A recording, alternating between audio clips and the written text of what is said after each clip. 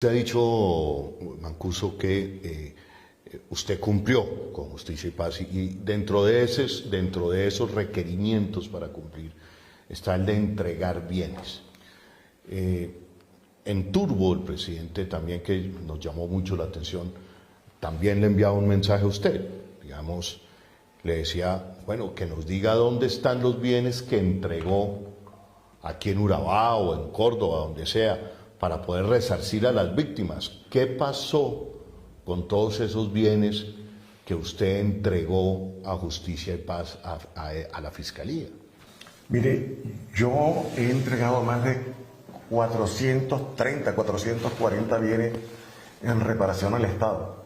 De hecho, me tocó recurrir a la Corte Suprema de Justicia para que obligara en aquel momento a Acción Social que me recibieran los bienes. Por favor, recíbame los bienes, por favor, que quiero entregar los bienes. Me tocó suplicar para entregar los bienes porque lo utilizaron como un arma política para decir que habíamos incumplido y por eso nos extraditaron. Entonces yo tuve que recurrir a la Corte Suprema, le ordenó a Acción Social recibir los bienes, pero hoy noto con preocupación lo que dice el señor presidente de la República, el doctor Gustavo Petro. Esos bienes que entregaron están en manos de terceros que lo están usufructando. Y yo le pongo un caso específico. Cuénteme. Yo entregué, por ejemplo, en Isla Múcura, en el Mar Caribe, una isla, frente a San Onofre, una isla espléndida, muy linda, una propiedad que se llama Club 100, que perteneció en su momento a José Israel Guzmán, a una persona que le dicen el arquitecto, narcotraficante. Estuvo detenido conmigo en una cárcel en Brooklyn, en Nueva York, allá me lo encontré. Y en algún momento me doy cuenta que ese Club 100 se lo entregaron a la señora de él, una señora de apellido Platini o Platini. Entonces yo me pregunto, ¿qué pasó con los bienes que estamos entregando? Realmente el presidente Petro tiene razón, en manos de quién están quedando. Entonces, yo no sé qué componentes hay allá adentro, qué está haciendo la SAE o qué está haciendo la Fiscalía entregando, devolviendo esos bienes. ¿A quién se los entrega? Porque yo entregué bienes para reparar y bienes para restituir. Y aclaré y le expliqué a la Fiscalía con suficiencia cuáles eran para reparar y podía extinguir y cuál debía restituir porque los quitamos dentro del conflicto armado. Entonces, eso sumaba en aquel momento más de 100 millones de dólares en bienes. Pero además entregué unos cultivos de teque de acacia magno, o sea, lo que llaman vuelo forestal, y ese vuelo forestal se lo robaron todos. Me acuerdo que en una audiencia ante una magistrada le dije, mire, entregué los bienes en perfecto estado. Estas son las fotos, y se las mostré porque las tengo, las conservo. Y mire lo que están hoy, lo están robando todo, no está quedando nada. Mandó una comisión de policía judicial y le dijeron que efectivamente estaban talando los bienes, que habían como 6 motosierras talándolos y que incluso en uno de ellos estaban sembrando coca. ¿Qué pasó ahí en adelante? No sé. Pero ¿en qué zona del país? Córdoba, departamento de Córdoba, Tierra Alta, municipio. Y puedo preguntarle si también esto le sucedió a bienes de otros jefes paramilitares que entregaron en esa época. ¿En qué época los entregaron? Desde el mismo momento en que fui a las primeras versiones libres. 2006. Fue la primera en diciembre y luego en 2007, en enero, febrero, en marzo. En abril creo que fue donde entregué una gran cantidad de bienes. Y entregué las escritura al día los impuestos, la información de los linderos, fotos, avalúos, todo para que ellos hicieran la extinción de dominio de los que les correspondía extinción de dominio y para que hicieran la restitución a aquellos que había que devolverle a los campesinos. ¿Usted cree que todo eso se perdió? ¿O que por lo menos hoy no está resarciendo o no está cumpliendo su objetivo, que era resarcir a sus víctimas? Sé, porque las víctimas en las audiencias se quejan de que no han sido reparadas. Y cuando dicen que no han sido reparadas, yo les digo, yo entregué un montón de bienes, todos los que estaban en poder mío, que fueron de la autodefensa, todos esos bienes los entregué. ¿Qué sucedieron con ellos? No conozco, porque estaba extraditado en Estados Unidos, no me he dado cuenta. Pero una de las tareas que tengo, que el señor presidente Petro me ha colocado, es que averigüe qué sucedió con esos bienes. Y apenas recupere la libertad, es una de las primeras tareas que tengo pendiente. Vale la pena señalar aquí que la SAE, la Sociedad de Activos Especiales, lo que antes era, bueno, no recuerdo, que recibía los bienes del narcotráfico, los de extinción de dominio, hoy ha venido entregando una serie y recuperando y precisamente preguntándole a la Fiscalía, oiga, ¿dónde están determinados bienes que ustedes entregaron y que hoy no aparecen? Mire, yo entregué un restaurante, recordarles la Enoteca, que tenía con un italiano, Giorgio Sale, un restaurante que se me dieron miles de millones de pesos y había miles de millones de pesos en botellas de vino. ¿Qué se hicieron esas botellas de vino? Las vendieron, se las robaron, se las tomaron. ¿Dónde hay de Barranquilla? ¿Dónde hay un peso recuperado de esos miles de botellas de vino que habían allí, que costaban un tremendo capital? Bueno, ahí está uno de los temas, precisamente una de las tareas que el presidente ha dicho que usted puede aportar desde su gestoría de paz. Pero hay otro tema que me llama la atención, usted lo tocó, porque tiene que ver con las figuras de los altos comisionados de paz, y en este caso con la figura de Luis Carlos Restrepo. ¿Qué tiene que ver Luis Carlos Restrepo con la muerte de Vicente Castaño? Digamos que hay personas que son instigadoras de crímenes. Cuando Vicente Castaño le solicitó al comisionado Luis Carlos Restrepo y al presidente Uribe, y así se lo hizo saber a través de Sabas Pretel de la Vega y de Monseñor Vidal de la Iglesia Católica, que él se entregaba si se firmaban los acuerdos a los que habíamos llegado a las autodefensas con el gobierno del presidente Uribe en representación del Estado colombiano. La que sucedió fue que asesinaron a Vicente Castaño, y quien estuvo detrás de esa muerte como instigador fue Luis Carlos Restrepo como representante del gobierno. Esto es supremamente grave. Yo hace algunos años también entrevisté al Alemán y a Pedro Bonito, y aquí se viene corroborando. Ellos también señalaron en su momento que Luis Carlos Restrepo había pedido,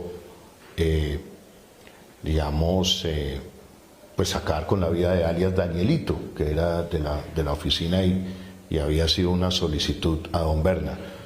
Pero lógicamente Luis Carlos Restrepo tenía un jefe o hacía parte de un gobierno. Totalmente, y él era representante del Ministerio de la Paz del gobierno de Uribe. O sea, él no podía venir a motu propio a pedir algo como ese si no tenía la bendición de su jefe. Y eso que le contó Alemán y le contó Pedro Bonito es cierto. Ya. ¿Por qué terminan en esas rencillas internas también? ¿Qué acaba con la vida de Carlos Castaño?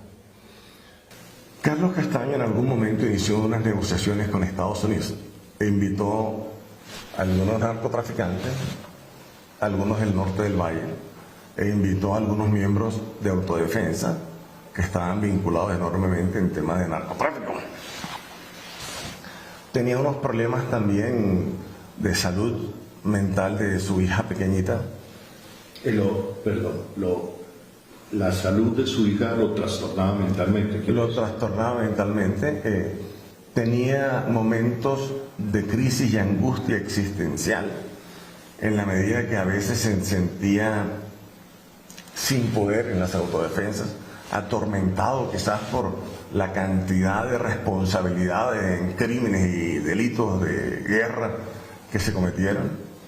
Veía que el poder que tenía la autodefensa realmente era más simbólico, porque el poder real detrás de la autodefensa, el militar, lo tenía Vicente Castaño, porque el poder político lo tenía Carlos para ese momento. Veía... El consumo también. Eso dicen, que en algún momento consumía droga.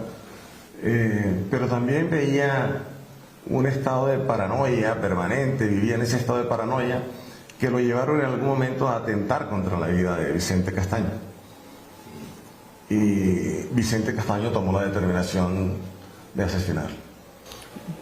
Se presentía que supuestamente iba a haber una traición por parte de, digamos, ese estado mental lo podría llevar a una traición.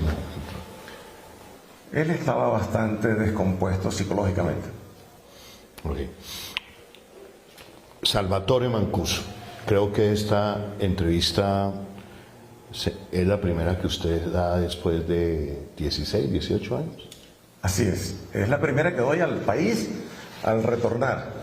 Y doy esta entrevista a usted, Holman, porque pertenece al canal público, al canal del gobierno.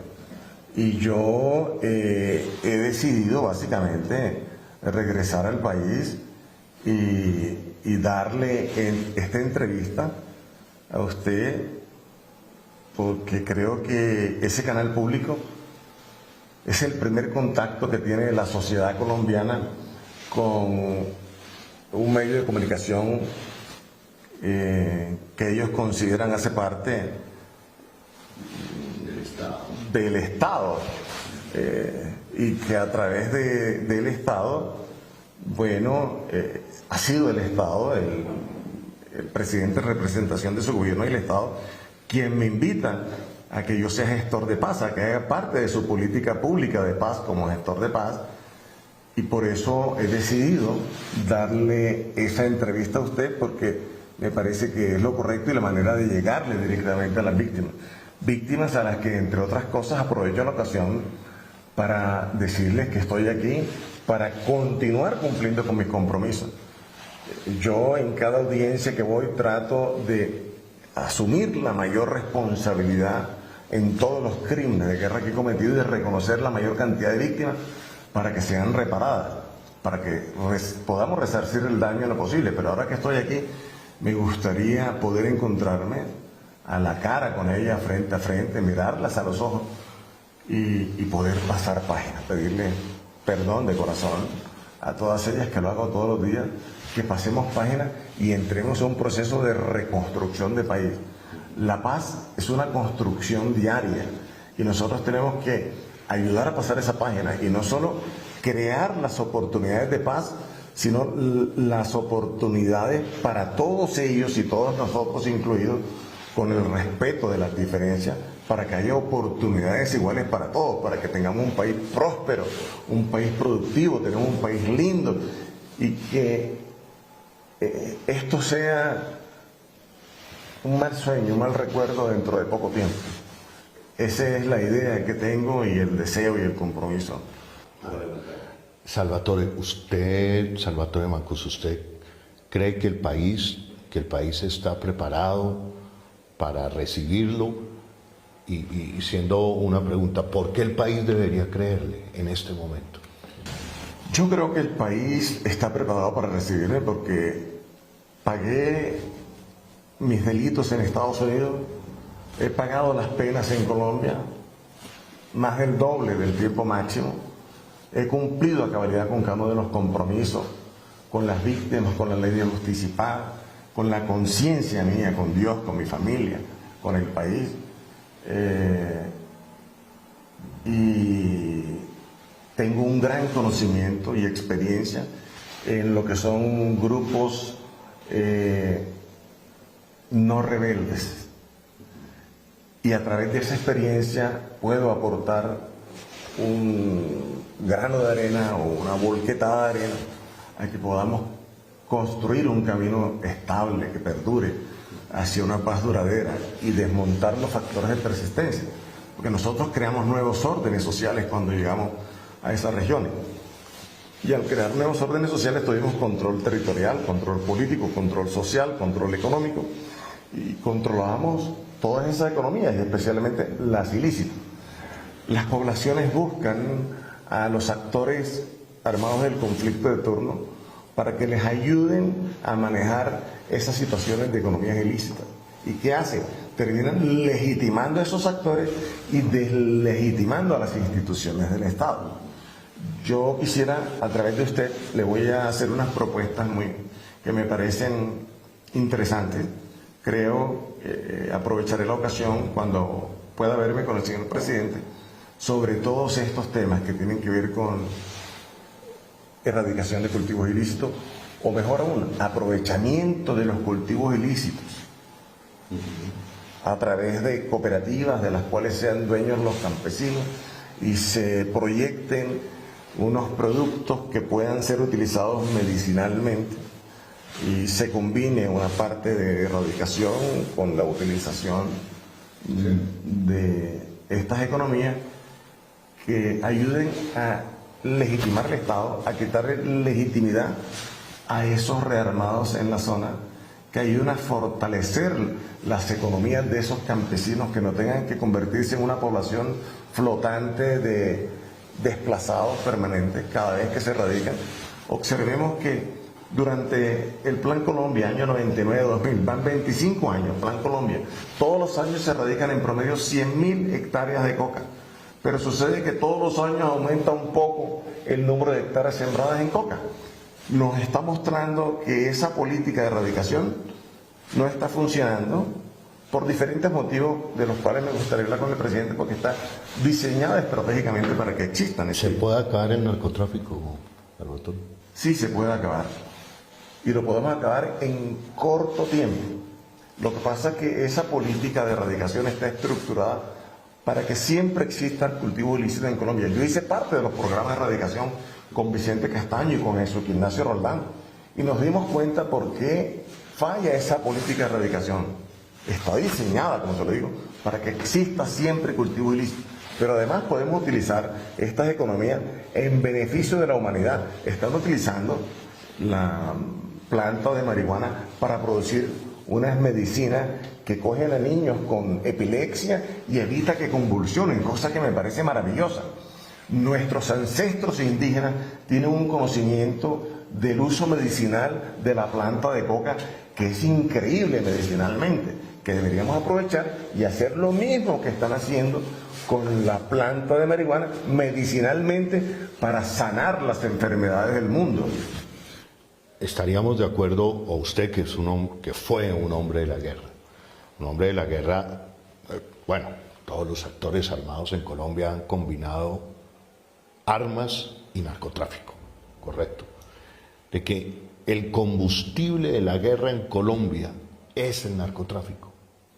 El combustible en Colombia de la guerra tiene una multiplicidad de factores.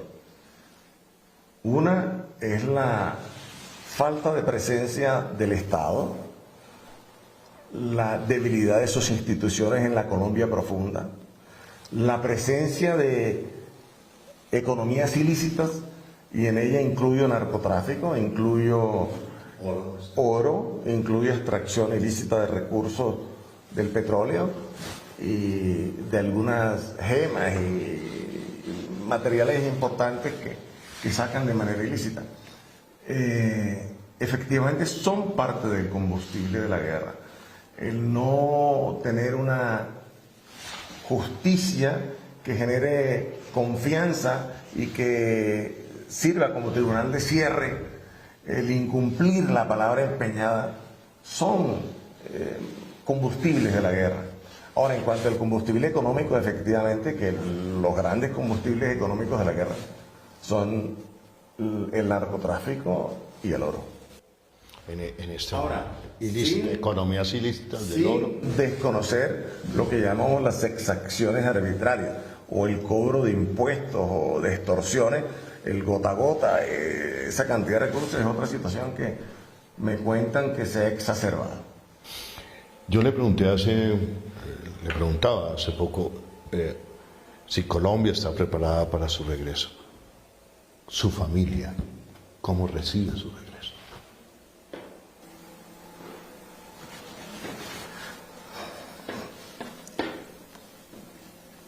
Mi familia está feliz de verme, pero preocupada. Es un tema que... Vale, se entiende, entiende uno perfectamente todo lo que se mueve alrededor de esto, del tema familiar. Salgamos de este tema de la familia, uno lo puede entender. Para preguntarle, Mancuso, han pasado 18 años, usted detenido, lejos de su familia. Yo imagino que usted habrá recapacitado mucho. De por sí me está diciendo en esta entrevista que hoy quiere ponerse a disposición de un gobierno de izquierda, de un gobierno progresista para construir la paz, que quiere hablar y quizás darle la mano, seguramente darle la mano al presidente Gustavo Petro. Pero tomando distancia, hoy sirvió de algo la construcción de ese proyecto paramilitar en Colombia. ¿Fue utilizado usted? Bueno. Aquí deberían estar otros hombres, otras mujeres, que seguramente deberían haber pagado una pena, pero no lo están, y seguramente siguen pensando en construir ejércitos irregulares para cuidar sus pequeños poderes. Cuando yo inicio a conformar el bloque norte de las autodefensas, del cual hicieron parte el bloque norte, el bloque Héroes de los Montes de María, el bloque Córdoba, el bloque Catatumbo, lo que encontré fueron centenares de grupos paramilitares armados en la zona.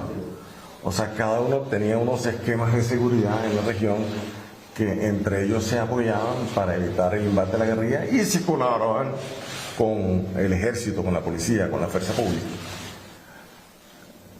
Cuando yo fui a pedir protección al Estado, de hecho fui reclutado, fui entrenado y armado por el Estado para enfrentar este fenómeno.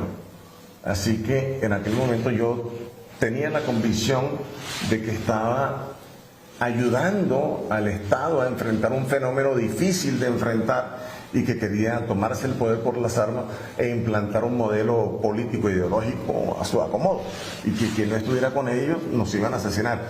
Yo estuve convencido en ese tiempo de ello.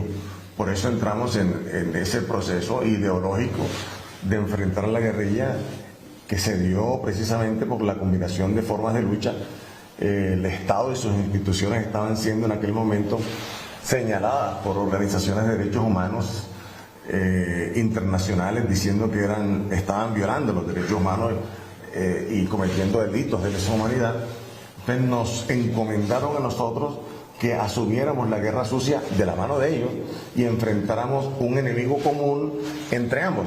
O sea que todos los actos que nosotros ejecutamos fueron crímenes de guerra en compañía con el Estado. El Estado no tiene por qué... Era una política, no tiene por qué responder de manera subsidiaria, sino tiene que responder de manera directa, como lo estamos haciendo nosotros, porque esos crímenes los cometimos en alianza. Ahora, en cuanto a que si nos utilizaron, por supuesto que nos utilizaron. Efectivamente, en la medida en que nosotros avanzamos, evitamos que la guerrilla se tomara el poder por las armas, y cuando ya no hubo peligro que se tomara el poder por las armas, hablé con los comandantes Castaño y con todos los demás comandantes para que entráramos en un proceso de negociación que permitiera reintegrarnos a la sociedad de donde nos arrancó la guerra, a la vida civil. ¿Y qué sucedió? Cuando pactamos con el gobierno de Uribe ese regreso nuestro a la sociedad, nos incumplió en la gran mayoría de los acuerdos que se hicieron y nos extraditaron. Y la guerra siguió en adelante y la violencia se exacerbó, y hoy tenemos todos los ejércitos esos rearmados post desmovilización de autodefensa. Entonces, sí nos utilizaron. Aquí debería haber empresarios. No debería haber empresarios ni nada. Yo estoy de acuerdo con lo que dice el señor presidente Petro. La justicia debe ser restaurativa, y aquí no debe haber castigo, sino sanción restaurativa. Y esa sanción restaurativa debe surgir de esos empresarios que, obligados o no, colaboraron con guerrillas y autodefensa para que ellos entreguen recursos para que las tierras que está entregando, esas fincas que entrega el presidente Petro, se creen cooperativas de los campesinos al interior y se asegure la producción de productos agroindustriales que ellos le vendan a esos empresarios y que esos empresarios aseguren la comercialización y venta de esos productos y que todos los recursos reingresen nuevamente con las utilidades del campesinado y que puedan tener un proceso constante y permanente de producción. Que no suceda como sucedieron con las tierras del Incora, que se entregaron a los campesinos y se les daba un préstamo, compraban una moto, compraban una grabadora grandota, una hamaca, una botella de ron y se fue la plática del préstamo. No, que ellos ahora sean quienes inviertan, los empresarios, en generar estos proyectos productivos en las fincas que está entregando el señor presidente Petro para que haya una continuidad y un seguimiento permanente y constante de la producción. Justicia restaurativa, sí. Vamos. Por supuesto, justicia. Pero esto también se ha dicho, y vuelvo a esto, hay que decirnos la verdad a los ojos, entre colombianos. Dicha la verdad, justicia restaurativa. Y hizo carrera mucho Salvatore Mancuso, una frase de un comandante paramilitar: nosotros veníamos cometiendo las masacres, pero pregunten ustedes quién venía atrás comprando las tierras. A esa verdad es a la que... Eso que usted dice es cierto, pero mire, no podemos venir con una justicia retaliativa, con una justicia que quiere traerlos a todos a la cárcel. No, yo escuché el otro día al gobernador de Córdoba, que entre otras cosas aprovecho la ocasión que me invitó como gestor de paz para que ayude a través de mi experiencia y conocimiento a facilitar diálogos y procesos de reconciliación, de no repetición, de paz en el departamento. Y claro que voy a ir a nuestro departamento, al departamento del presidente Petro, del gobernador de Córdoba, mío. No, los dos son de Córdoba. Los dos somos de Córdoba, sí. Y es muy importante que siendo de Córdoba y habiendo estado en proyectos ideológicos enfrentados dentro del conflicto armado, ese es un mensaje grande, claro, para el país, para el mundo, de que es posible entre las diferencias construir paz y reconciliación. Es un mensaje contundente, una imagen que va a quedar para el mundo, que va a quedar para nuestra Colombia, en que la paz es posible y lo vamos a lograr. Pero volviendo al tema de todas estas personas que hicieron... Por ejemplo, esos 12 apóstoles, o esa mesa de gente muy importante de la que hablaba Carlos Castaño. La idea es, como le decía, le escuché una vez al gobernador de Córdoba: tú pecaste más, tú te arrodillas y rezas 10 Padres Nuestros y 4 Ave Marías y cuentas tus verdades. Tú pecaste menos, tú te arrodillas, tú rezas 5 Padres Nuestros, 5 Ave Marías, cuentas tus verdades y tienes que venir a salir a cumplir con una sanción restaurativa. Y tu sanción restaurativa consiste en resarcir el daño que causaste hasta donde fue posible. ¿De qué manera? Creo proyectos productivos, participo en la creación de movimientos que conduzcan a una reforma agraria integral sostenible, participo en el fortalecimiento de la Constitución del 91, que se cumpla a cabalidad, porque sigue teniendo enormes falencias. Cosas como estas.